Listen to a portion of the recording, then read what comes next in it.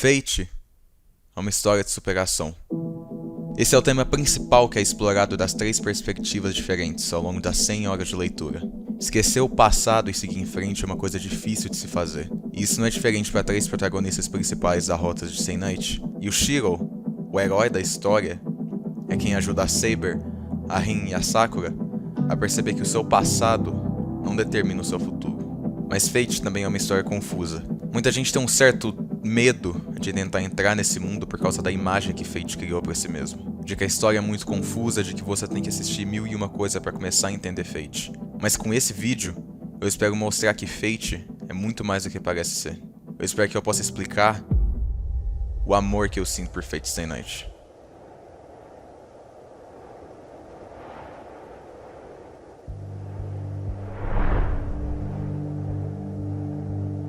Fate é a rota que serve como introdução para Stay Night e, em teoria, é a mais simples. Mas ela acaba sendo a mais cativante das 3, exatamente porque ela é a rota mais humana, mais focada nos momentos pequenos do que nas lutas enormes nos problemas dos personagens. A rota conta uma história simples, de um amor que não era para existir e que não pode existir. A Saber, uma lenda do passado, o rei Arthur, que morreu lutando contra a própria filha, só tem um desejo: voltar no passado para escolher outra pessoa para ficar no lugar dela. O Shiro, um adolescente que perdeu seus pais, seus amigos e uma parte de si, só tem um sonho: que isso não aconteça com mais ninguém.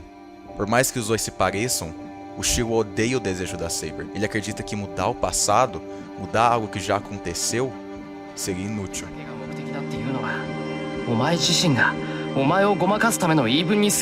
Mas a razão da Saber ter que se importar com o que ele pensa é porque ela mesma viu ele destruindo a chance de fazer o que ela tanto quer: consertar o passado.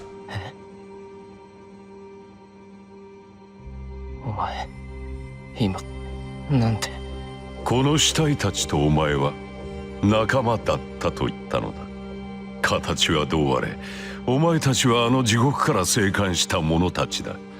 血肉のつながりはなくとも、その絆は兄弟のそれに近いと思うのだが、どうかな? Kirei mexe com a cabeça do Shiro, mostrando a inabilidade dele de não conseguir salvar quem ele deveria. Não seria melhor se aquele dia não tivesse acontecido? E se ele salvasse quem ele não podia naquela época? Não seria. O Shiro ainda teria que viver com o fardo de que aquelas crianças que ele, entre aspas, salvou foram usadas por 10 anos. Ele iria viver uma mentira. Mas é essa resposta dele que causa a Saber a perceber o que ela realmente queria fazer. O Shiro teve que aceitar o que aconteceu. Ele não teve opção. Ele não foi privilegiado igual a Saber, a voltar no passado e, entre aspas, corrigir o seu erro. Se ele fizesse isso, ele não iria estar salvando a vida deles. Seria um insulto à morte deles. Por mais que a morte deles seja apagada, o fato que eles morreram ainda existiria.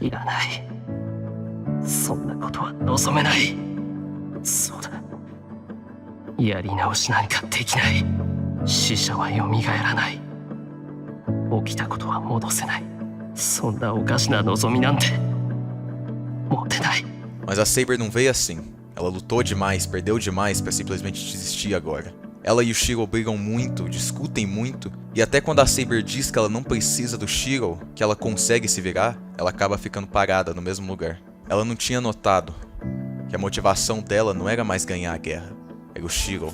É só com a ajuda do Shiro que a Saber consegue seguir em frente, e ao invés de querer voltar no passado, ser orgulhosa de que ele aconteceu.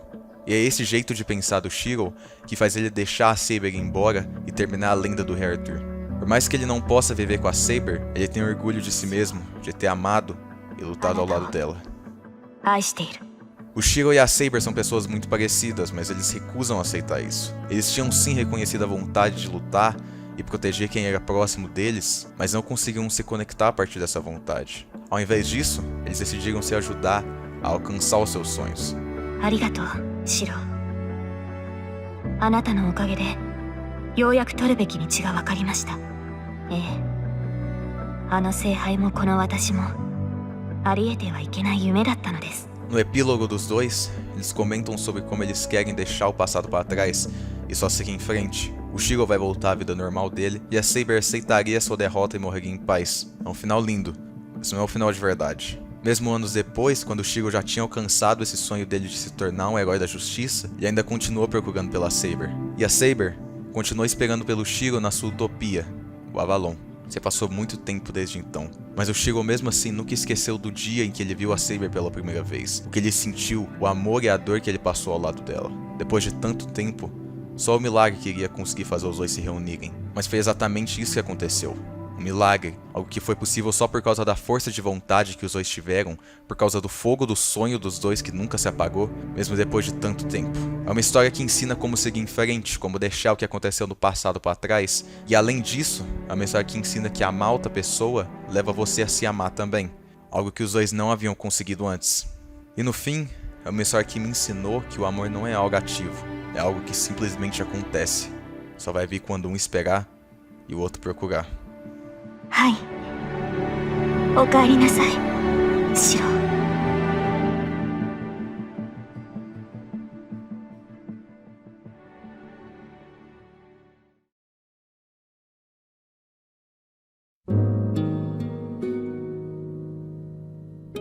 Se Fate era o Shiro entendendo o passado dele, Blade Works é sobre o Shiro entendendo o futuro dele, na forma do Archer. Espadas são uma coisa muito importante para a história de Fate, e principalmente para entender o Shiro. Dá pra se dizer que a vida inteira do Shiro revolve em cima de espadas. Sendo mais específico, ele vive num mundo cheio de espadas. O motivo da magia que ele usa ser a projeção é porque reflete os princípios dele, de lutar com nada para criar alguma coisa. Ele é um, entre aspas, faker, tanto no jeito que ele luta e nas vontades dele. Ele roubou o sonho de uma pessoa que chorou de felicidade quando salvou a vida dele. Ele roubou as espadas dele de guerreiros de tanto passado e o presente. O ponto de vista do antagonista dessa rota, o Archer, faz muito sentido quando você para pra observar. Ele segurou nos sonhos dele até o final e só foi perceber que nunca conseguiria realizar eles tarde demais. Diferente do Shiro de Blade Works, não é que o Archer nunca foi feliz na vida dele, foi que o sonho dele era impossível de ser alcançado. Independentemente do quão feliz ele foi, ele conseguiu fazer tudo o que queria na vida dele, virando um guardião tão forte e focado que ele iria se lembrar do resto da história como um herói. Mas ele nunca conseguiu virar o tal super-herói. E é difícil falar que ele foi um herói também. Ele lutou com tudo que ele tinha e conseguiu chegar no topo das habilidades dele, mas esse sonho de virar um super-herói e salvar todo mundo é impossível desde o começo. I am the bone of my soul. Steel is my body, and fire is my blood. I have created over 1,000 blades. Unaware of loss, nor aware of gain. Have withstood pain to create many weapons. Waiting for one's arrival. Yet those hands will never hold anything. I have no regrets. This is our only path. So as I pray, Unlimited Blade Works.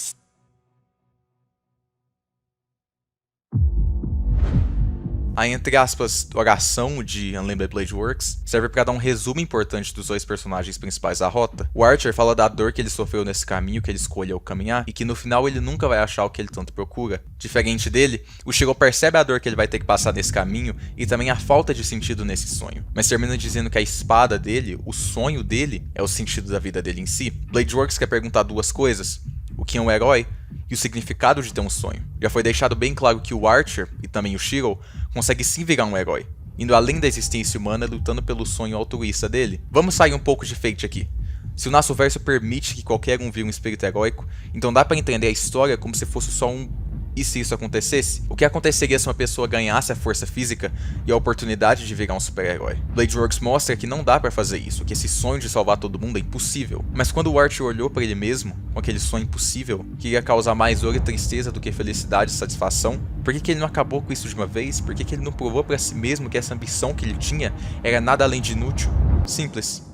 Porque não era. O Archer encontrou um tipo de consolo em ver ele mesmo tão determinado em querer virar algo impossível. Mesmo que seja fútil, que não leve a lugar nenhum, mesmo que ele tenha que sofrer pelo caminho todo, não importava. O Archer, ou Emiya, sabia que ele estava errado, e que tinha sim um lado lindo em procurar e ter um sonho. Nem sempre é o resultado final que importa, porque quando ele viu ele mesmo lutando com tudo que tinha, ele soube, ele lembrou que esse caminho que ele andou não era o errado.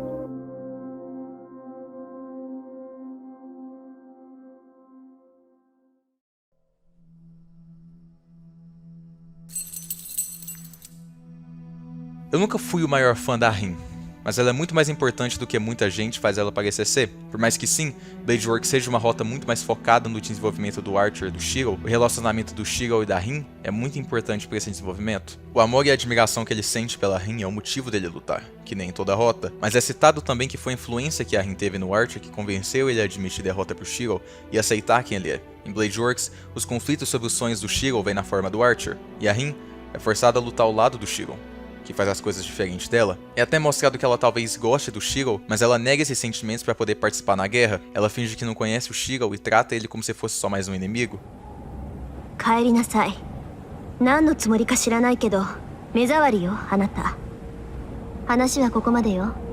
セイバーはいなくなってマスターでもなくなった。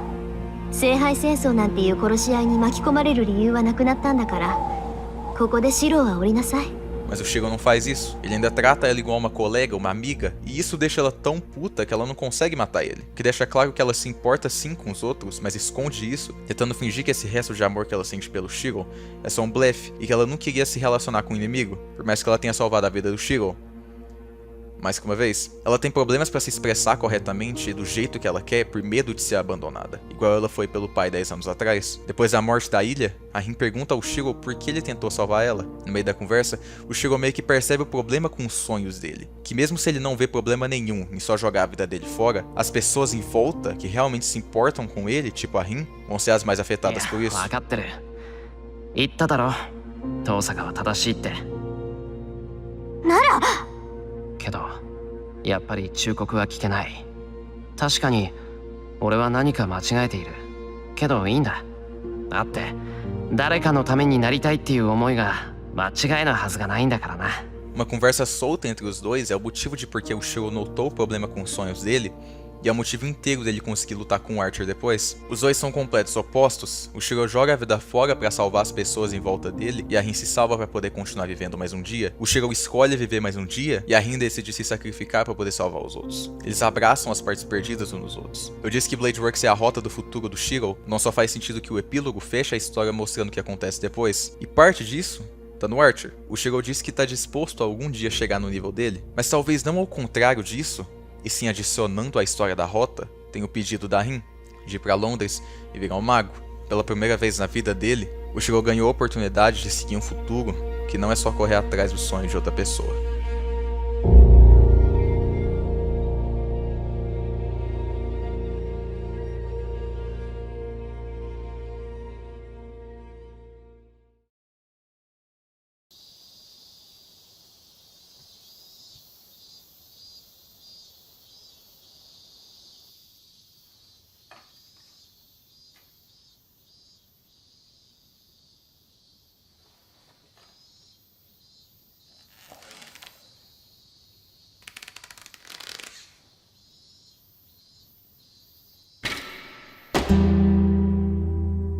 Heaven Seal continua com o paradigma. Fate era a rota do passado, Blade Works era a rota do futuro, e Heaven's Feel é a rota do presente. E isso é demonstrado na Sakura, por como ela é muito mais humana do que as outras duas. O problema que ela sofre não é querer voltar no passado para resolver uma guerra, ou ganhar uma atualmente. O problema que ela sofre é a culpa. Ela se culpa por tudo que acontece em volta dela. É o tema principal da personagem. Isso é mostrado diversas vezes pela rota, quando ela tenta convencer o Zouken para parar com o que ele tá fazendo, acreditando que ela é a única que pode, que consegue fazer isso. Ou quando ela percebe que o Shinji, o próprio irmão dela, alguém que ela viveu ao lado desde que ela foi, entre aspas, adotada, só via ela como objeto de prazer. Dá pra dizer que essas vezes foi só uma falta de julgamento, especialmente considerando o estado mental dela, mas eu acho que ela se superestimou demais. Ela acha que falar pro Zouken que ela não quer mais ser escrava dele iria libertar ela. E ela acha que falar pro Shinji parar vai realmente fazer ele parar. Ela acredita que tudo o que acontece em volta dela é a sua culpa. É a culpa dela obedecer ao Zouken. É a culpa dela deixar o irmão usar ela como quiser. Ela vê ou sente algo ruim acontecendo e conecta aquilo com a passividade dela, se autodeclarando uma pessoa ruim por causa daquilo. Ela não nota que ela só é assim por causa do constante abuso e manipulação que ela teve que passar quando era criança. Quando você começa a pensar do lado da Sakura, você começa a pensar em como ela se sente, pensa e por que ela age como ela faz pela rota, você começa a notar essa culpa que assombra ela em todo lugar.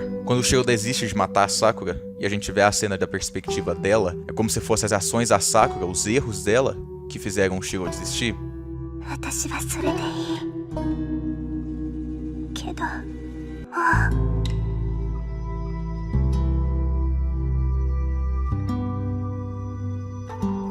俺が守る。 Mas a visão do Shiro, a gente vê ele desistir de matar ela bem antes de pelo menos notar que ela estava acordada. A Sakura criou na própria cabeça um senso de manipulação, de que a culpa é dela do Shiro ter largado o sonho dele. Mas é exatamente essa tendência de jogar tudo nas próprias costas que leva ela a simplesmente virar o completo oposto quando realmente tem que carregar algum peso. Quando a Sakura tenta explicar, tenta achar um motivo da razão dela ainda estar viva, ela não consegue, a não ser que ela culpe todo mundo menos si mesma. だって私は何も悪くないんだから。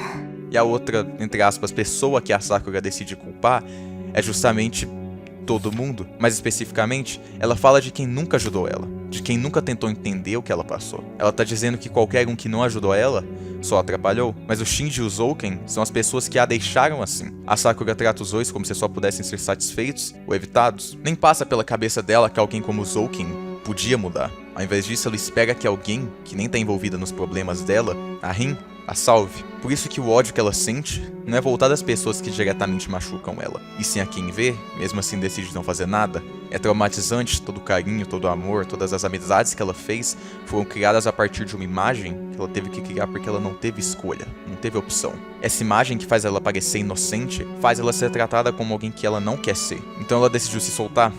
Decidiu deixar o que estava dentro finalmente tomar o controle, usar daquilo como um mecanismo de defesa, uma maneira para conseguir sobreviver. Ela prefere viver num mundo fantástico do que viver num mundo de verdade, onde ela é usada e jogada para um canto. Ela tem que ser essa versão sombria dela mesma, porque ela acreditava que ninguém amava ela de verdade. Era só isso que ela precisava, ela ser amada, ser notada, ser entendida. Se todo mundo em volta de você começa a te tratar como alguém que você não é, uma hora ou outra, você desiste. A Sakura não consegue viver com o que ela tem, com o carinho, a paixão que um certo alguém demonstra pra ela.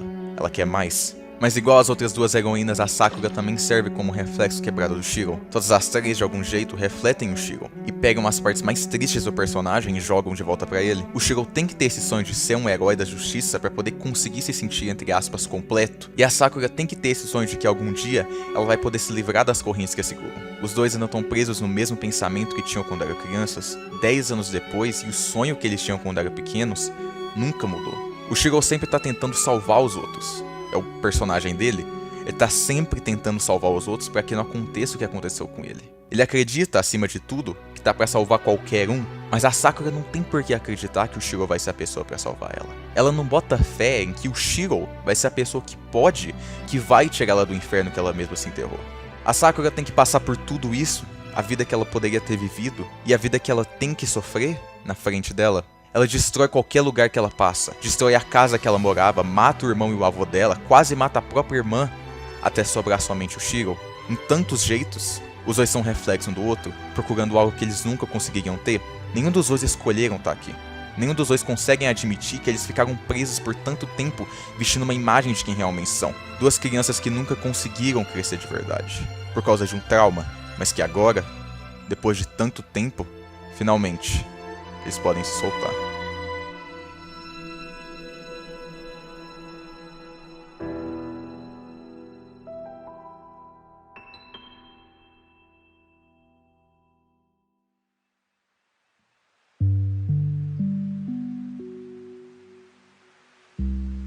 Se você nunca leu Fate, não é muito tarde pra começar. Na verdade, você nem precisa nem ler. Eu entendo que nem todo mundo vai ter 100 horas pra jogar fora lendo isso, mas se Fate já te interessou e você nunca assistiu ou leu por ser muito complicado, eu recomendo você dar outra chance pra franquia. Se você quiser a minha lista pessoal de como eu assisti, tá aí na tela.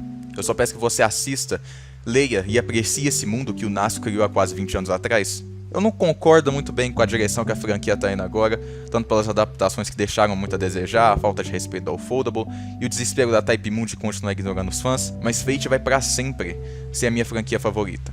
Na descrição vai ter um guia te ajudando a instalar tudo que você precisa para poder ler e entrar nesse mundo que é tão, entre aspas, confuso. Porque por mais que Fate pareça ser confuso de entender, seja depressivo, seja solitário, e pergunte mais do que responda, a história ainda assim é contada com muito amor. É uma história sobre superação e aprender que o seu passado não determina o seu futuro. É uma história sobre aprender que o seu futuro não determina quem você é agora. É uma história sobre aprender que o seu presente é onde você mais devia focar. E é uma história que me fez uma pessoa melhor.